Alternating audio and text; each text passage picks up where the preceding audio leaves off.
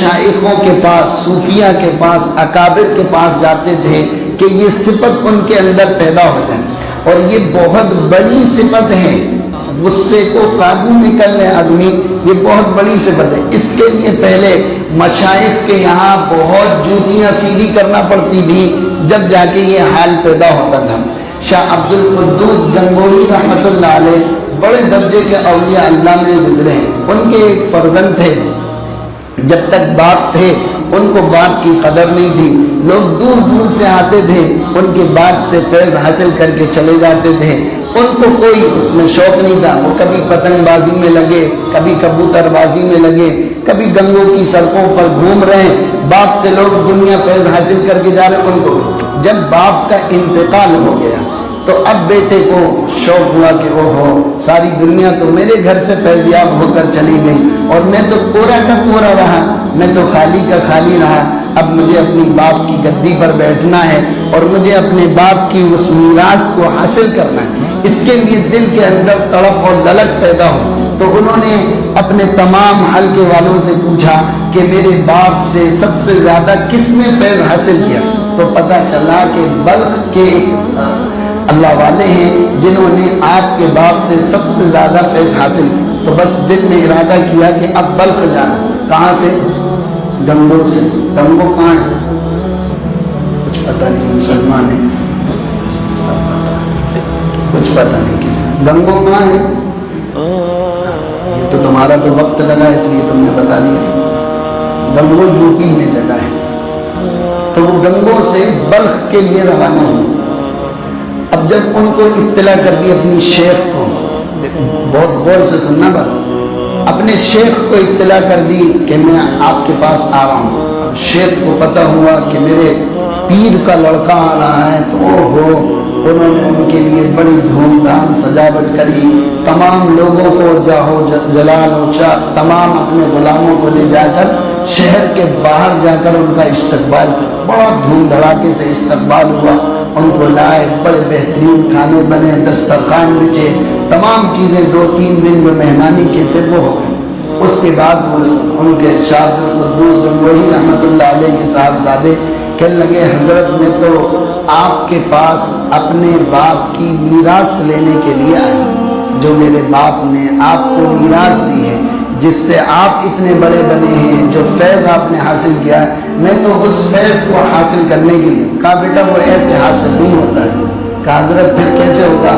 کہا وہ دیکھو وہ حمام دکھ رہا ہے جو پیشاب پخانوں کے درمیان میں، وہ جو حمام دکھ رہا ہے جہاں پانی گرم ہوتا ہے، وہاں جا کر بیٹھ جاؤ اور جنگل سے لکڑیاں اور کچرا چن کر لاؤ اور پانی گرم کرو نماز کے لیے۔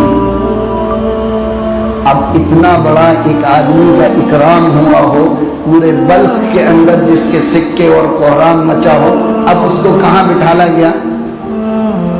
ایک جہاں آدمیوں کے لیے پہلے زمانے میں حمام ہوتے تھے، اس کے پانی گرم کرنے کے لیے اس جگہ پر ان کو بٹھایا اور جھونک دیا۔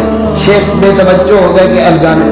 اب دیکھو اندر کس طریقے سے چیزیں پیدا ہوتی، کیسے زمانے میں، اس زمانے میں کیسے اللہ والے کیسے لوگوں کی تربیت کیا کرتے تھے، یہ کس طریقے سے ان کے نفس کو قابو میں کرتے تھے۔ بس آدمی کا نفس کنٹرول ہو جائے، اس کی اصلاح ہو جائے، اسی کے لیے تو سارا سب کچھ، یہ سارا چکی چلائی جا رہی ہے کہ آدمی کا نفس کنٹرول میں آئے۔ تو اب ان کو اس حمام میں بٹھا اور کئی دن تک بیٹھے رہے اور لوگوں کے لیے پانی گرم کرتے رہے، بس نماز پڑھ کے آئے اور وہاں بیٹھے۔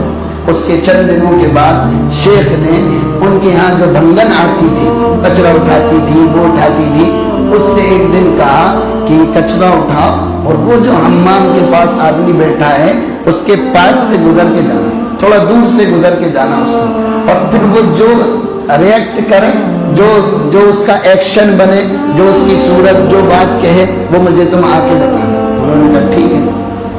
اب وہ عورت کچرے کا ٹوکرا، بدبو کا ٹوکرا لے کر وہاں سے گزری، تو ابھی تو شہزادے کے اندر شہزادگی موجود تھی، تو جب وہ نکلی اور بدبو آئی تو اس طریقے سے گھور کے دیکھا اور کہا نہ ہوا گنگو کہ تجھے بتاتا، نہ ہوا گنگو کہ تجھے بتاتا۔ اس نے جا کر کہا کہ یہ تو کہہ رہے نہ ہوا گنگو کہ تجھے بتاتا، کہ وہ ابھی چاول کچے ہیں، ٹھیک ہے۔ تھوڑے دن کے بعد پھر انہوں نے بھنگن کو بلایا اور کہا دیکھو اب جاؤ اور اور تھوڑا سا ان کے قریب سے اور قریب سے گزرنا، اور اب کیا کرتے ہیں ذرا سا کچھ بتانا. تو تھوڑے دن کے بعد وہ پھر گئی وہ کچرا لے کر اور پھر وہاں سے گزری. تو اس بار کچھ کہا نہیں لیکن آنکھیں ٹیڑھی کر لی اس طریقے سے.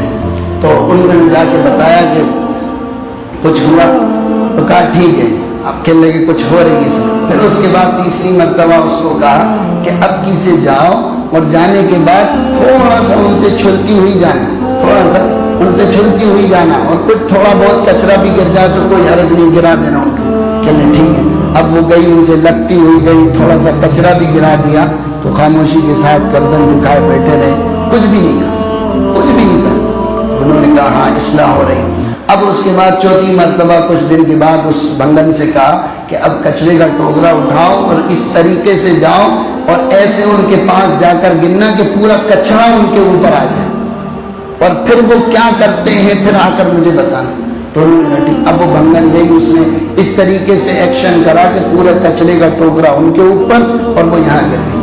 تو اب بجائے اس کے کہ اپنے حال کی فکر ہوتی، اس سے کہنے لگے بھائی تمہیں کہیں لگی تو نہیں، کوئی دقت تو نہیں، کوئی اپنے پورے کپڑے گندگی میں ڈوب گئے، پورے گندے کپڑے خراب ہو گئے، لیکن اس کے باوجود اپنی فکر نہیں، اس کی فکر ہے. اس نے جا کر بتایا کہ کہنے لگے ہاں ہاں اب کچھ حال ہو رہا ہے، کچھ اثر ہو رہا ہے. پھر اس کے بعد ان سے کہا کہ اب تمہاری ڈیوٹی وہاں سے ختم ہے، اب تم ایسا کرو کہ ہم شکار پہ جاتے ہیں اور ہمارے ساتھ شکاری کتے بھی رہتے ہیں، لہذا اب تمہیں ان کتوں کی لگام پکڑنا. کس سے کروانا یہ سب؟ اپنے شیخ کے بیٹے سے یہ سب کروا رہے.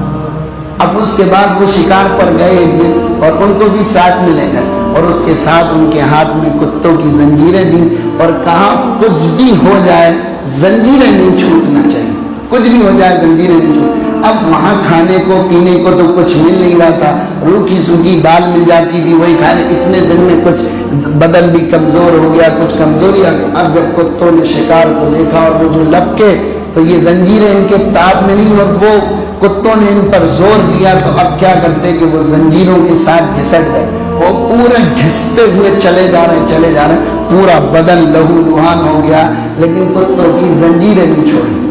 اب شیخ نے ان کو بلایا اور کہا ٹھیک چلے جا. رات کے خواب میں ان شیخ کے پیر آئے، شاہ عبد القدوس گنگوہی رحمت اللہ علیہ خواب میں آئے اور کہا بھائی میں نے تم سے ایسی ریاضتیں تو نہیں کروائی تھی جیسا تم میرے بیٹے سے کروا رہے ہو.